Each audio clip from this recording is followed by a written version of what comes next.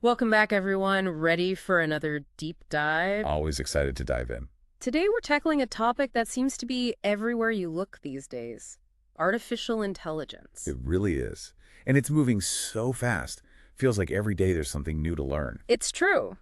That's why we've gathered a pretty awesome collection of sources for this deep dive. Let's hear it. All right, so we've got the 2024 AI Index from Stanford, which gives a great overview of the current state of AI. Always a good starting point. Exactly. And then we've got this fascinating German podcast script packed with really interesting facts and tips about AI. I'm always up for an international perspective. Me too. And to make sure we're covering all the bases, we'll also be looking at NIST's work on AI standards. Important stuff. Standards are going to be key as AI becomes more powerful. Absolutely. And finally, we'll be touching on some breaking news from OpenAI itself. Always good to hear what they're up to. They're really at the forefront of AI development. They are. So the mission of this deep dive is to give you a solid understanding of where AI stands today, what trends are emerging, and even some practical ways you can start engaging with AI. Sounds like a plan. So one thing that really struck me while going through the German podcast script was just how much we're already using AI without even realizing it. You know, it is kind of mind-blowing when you stop and think about it. Right. Like, how many times have you opened up Netflix and thought, wow, how did they know I'd be in the mood for a documentary about sloths? Haha. Guilty as charged. Seriously, though, that's AI at work. They're using something called collaborative filtering to analyze your viewing history. Not just yours. They're matching your preferences to millions of other viewers with similar tastes to recommend shows you might enjoy. It's pretty amazing, and it's just one example of how AI is becoming increasingly integrated into our daily lives. It is. And the Stanford AI Index actually shows a massive increase in investment and research in these types of AI applications. It's not just about building smarter robots anymore. It's about using AI to improve our everyday experiences. I feel like AI is learning at warp speed compared to us humans. Well, the German podcast really drove that point home. They talked about machine learning and how it essentially mimics the way humans learn. That way faster. Right, like orders of magnitude faster. Yeah. They gave the example of AI analyzing huge data sets in minutes, something that would take humans years, maybe even decades, to accomplish. It's kind of mind-boggling. And that speed is what allows AI to do some pretty incredible things. Yeah, like creating art and music. Yeah. Even writing different creative text formats, poems, code, scripts. It's wild. I mean, it's not creative in the same way that humans are, but the results are still pretty impressive. They are. It definitely makes you think about the nature of creativity in a whole new way. It does. So one thing I know a lot of people worry about is AI replacing jobs. You know, the whole robots are taking over scenario. Understandably so. It's a big concern. Yeah. But the German podcast actually offered a more optimistic perspective. What, really? What did they say? They argued that instead of fearing job losses, we should focus on adapting and retraining. They said AI will actually create more jobs than it displaces. Interesting. So it's not about being replaced, but about working differently. Exactly. They even talked about the rise of hybrid jobs where humans and AI work together. Leveraging each other's strengths. I like that. Yeah. And the AI Index backs this up. They highlight all these new professions emerging around AI people who develop AI systems, manage them, and work alongside them. So it's less about robots taking our jobs and more about how we can use AI to do our jobs better. Exactly. AI can enhance our capabilities and help us solve problems more effectively. But as the German podcast emphasized, the key is to be adaptable and embrace lifelong learning. So what does that look like in practice? Are we all supposed to learn to code? Not necessarily. It's more about understanding the basics of AI, how it's being used, and how it's changing different industries. The German podcast actually recommended experimenting with readily available AI tools. Okay, so what kind of tools are we talking about? Like ChatGPT? Exactly. ChatGPT is a great example. It's a really powerful tool that demonstrates the potential of AI in natural language processing. I've heard so much about it, but I'll admit I'm a little intimidated. You don't have to be an expert. You can use ChatGPT for all sorts of things, brainstorming ideas, learning new concepts, even just having a conversation. Sounds like I need to give it a try. But speaking of AI's potential, the German podcast also talked about its role in revolutionizing healthcare. Oh, absolutely. They specifically mentioned diagnostics, like AI's ability to spot subtle signs of disease in medical images that even experienced doctors might miss. That's incredible. Early detection can make all the difference. It can. And the AI Index highlights how AI is being used in drug discovery, personalized medicine, and even robotic surgery. It's really transforming the entire healthcare landscape. That's amazing. But is it all good news? Are there any potential downsides we need to be aware of? Well, it's important to remember that AI is a powerful technology. And like any powerful technology, it comes with its own set of challenges. I see what you mean. The German podcast talked about the need for robust systems to ensure the accuracy of AI-powered medical diagnoses, for example. There's always a risk of errors or unintended consequences. Right, AI isn't perfect, so it's not just about building AI, but building it responsibly, which is where I think NIST's work comes in, right? Absolutely. NIST is developing all these standards and guidelines to make sure AI systems are trustworthy.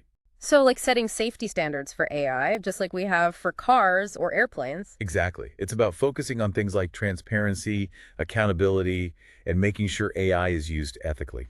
Makes sense. Speaking of responsible AI development, OpenAI has been getting a lot of attention for its commitment to building AI that benefits humanity. Yes, they've been very vocal about aligning AI development with democratic values, making sure it's used to empower individuals and communities. And not just a select few. They've even launched initiatives like the Democratic Inputs to AI grant program to fund research in this area. They're putting their money where their mouth is. And they just announced the formation of a safety and security committee, too. Oh, right. What's that all about? Well, this committee is tasked with identifying and mitigating potential risks associated with AI. So thinking about things like misuse or unintended consequences. Exactly. They're trying to stay ahead of the curve, which brings us back to that emphasis on lifelong learning from the German podcast. Right. They really stress the importance of being adaptable and continuously learning to keep pace with the rapid advancements in AI. It's not easy, but in a world where AI is evolving so quickly, it's essential. We need to be constantly updating our knowledge and skills to stay relevant. It's a lot to take in. So where do we even start? Does OpenAI offer any resources for people who want to learn more? They do. One initiative I find really exciting is their development of educational tools like ChatGPT. So ChatGPT can be a learning tool as well. Exactly. It's designed to make AI accessible to everyone, helping people learn about it in a fun and interactive way. So it's kind of like a gateway to the world of AI. I like that analogy. It's a great way to demystify AI and help people get more comfortable with this technology. It really can be. Mm. And speaking of accessibility, the AI Index highlighted how AI research and development is becoming increasingly global. Oh, interesting. So it's not just a Silicon Valley thing anymore. Not at all. While the U.S. still leads in private investment, there's a surge in AI research coming from other parts of the world, especially China.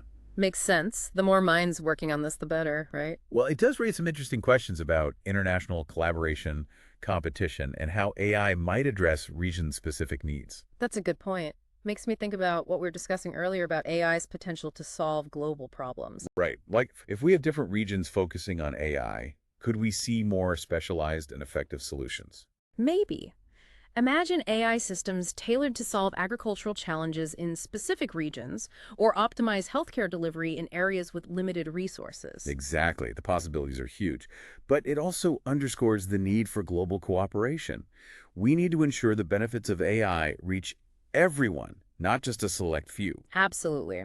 We need to work together on a global scale to make sure AI development moves in a positive direction. But what about on a personal level? What can we do to prepare ourselves for this AI-powered future? Well, the German podcast offered some practical advice.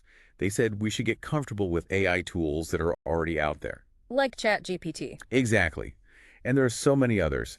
AI-powered language translation apps are breaking down communication barriers between cultures, and AI-driven personal assistants help us manage our daily lives more efficiently. It seems like AI is everywhere. It's true, and that's why it's so important to not just be aware of these tools, but to actually understand how they work and how to use them effectively.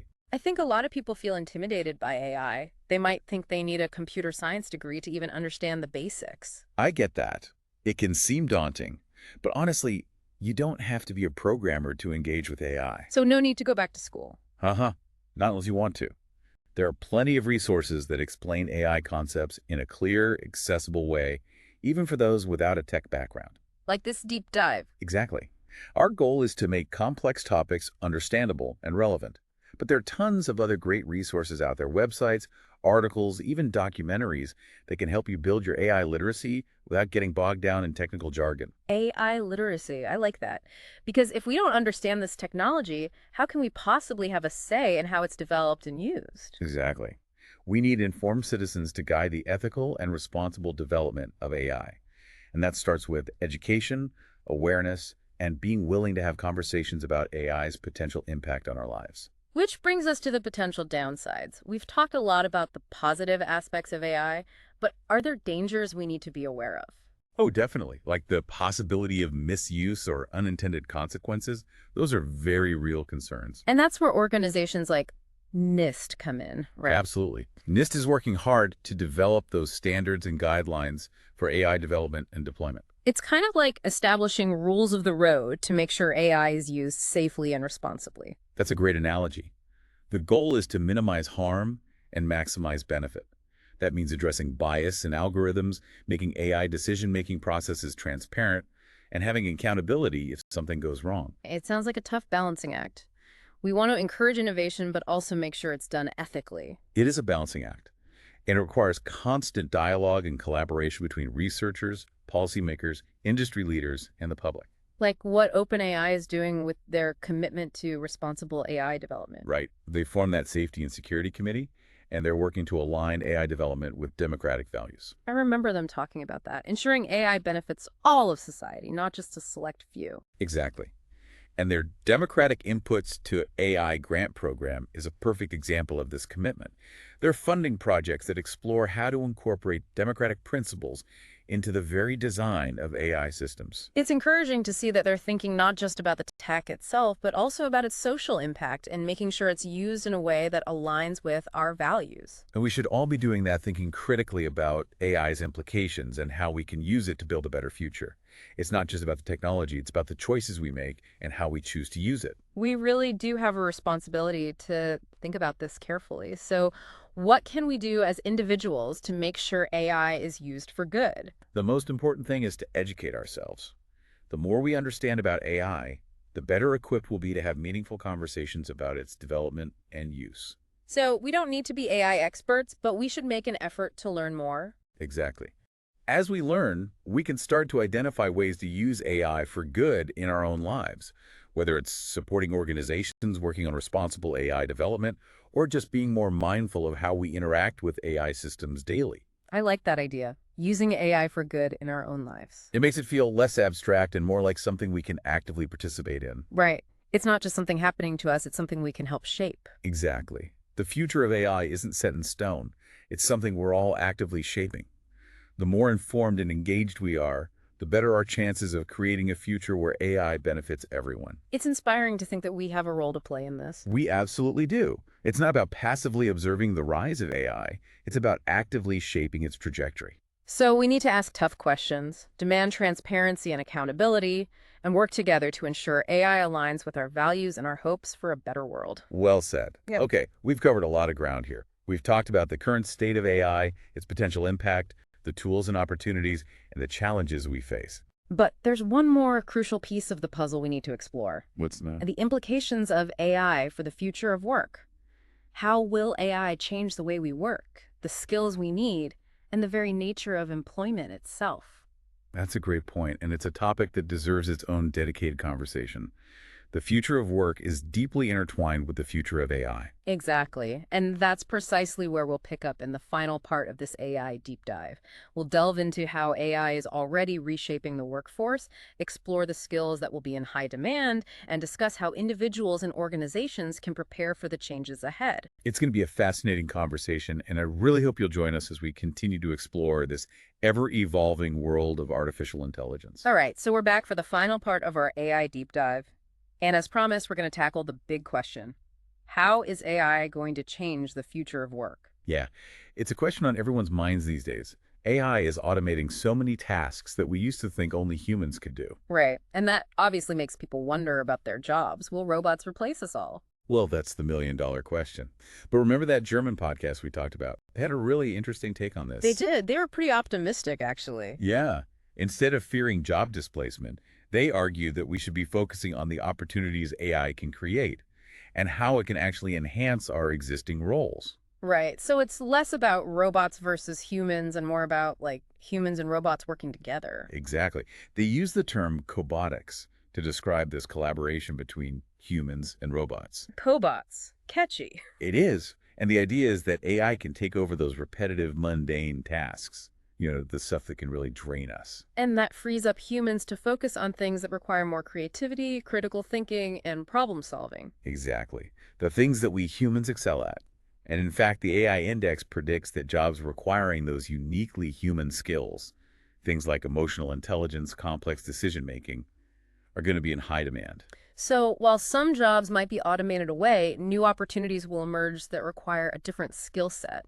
Exactly. It's all about adapting. And that German podcast, they really hit on this point about embracing lifelong learning, continuously developing new skills that complement AI Oh, rather than trying to compete with it. makes sense. So, what kind of skills are we talking about? Well, they mentioned data literacy being super important. Also, awareness of AI ethics and being able to work effectively on those human AI teams we were talking about. It's almost like understanding AI and how to work with it is going to be as essential as like knowing how to use a computer is today. I think that's a really good comparison. AI is transforming so many aspects of our lives, just like the internet did. So for people who are already out there in the workforce, what should they be doing to prepare for this AI-powered future? Well, it's not like everyone needs to rush out and learn to code or become an AI specialist. Okay, good, because that was my next question. Of course. But while those technical skills are important, there's also going to be a huge need for people who can bridge the gap between technology and human needs. I see what you mean, like translators of sorts. In a way, think about roles like AI trainers. Those are the people who actually teach AI systems how to perform specific tasks. Or AI ethicists who ensure that AI is developed and used responsibly. So there's going to be a whole spectrum of opportunities, from the super technical to the more human-centered side of things. Exactly. And the key takeaway here is that we all need to be proactive, whether that means learning new skills, exploring different career paths, or just staying informed about the latest developments in AI. The future of work is going to belong to those who embrace change. Okay, so we've talked about jobs, but what about the nature of work itself? Like, how will AI change the way we organize and structure our work? Ooh, good question.